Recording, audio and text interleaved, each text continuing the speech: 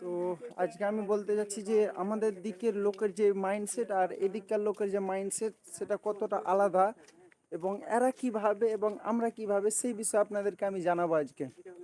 তো আমাদের দিকের লোকের যে মাইন্ডসেটটা সেটা হচ্ছে কি, হ্যাঁ, কিছু পড়াশোনা করার পর কিছু চাকরি বা হয়তো যে পড়াশোনা করে না তারা কোনো কাজ, যেমন আমি কম পড়াশোনা করেছি, আমি কেরালাতে এসে কাজ করছি, এবং অল্প বয়সে বিয়ে করে নেওয়া, এগুলো আমাদের দিককার মানে মানুষের মাইন্ডসেট একটু বেশি। কিন্তু এদিককার মানুষের যে মাইন্ডসেটটা, এরা হচ্ছে কি বিয়েটা একদম পারফেক্ট টাইমে করে, বলতে কীরকম, যতক্ষণ না সাকসেসফুল হবে না একজন, ততক্ষণ এরা বিয়ে শাদি কিছু করে না।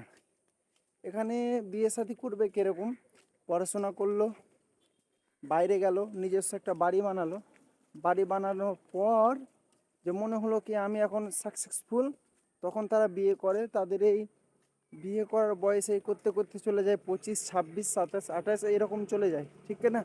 তো এদিককার লোকের এটাই এদেরকে একটু মানে ভালো বানায়, এবং এদেরকে একটু পয়সাওয়ালা বানায়, সেটা বলতে গেলে এটাই তাদেরকে একটু মানে আগিয়ে নেয় যায় আমাদের চাইতে বেশি।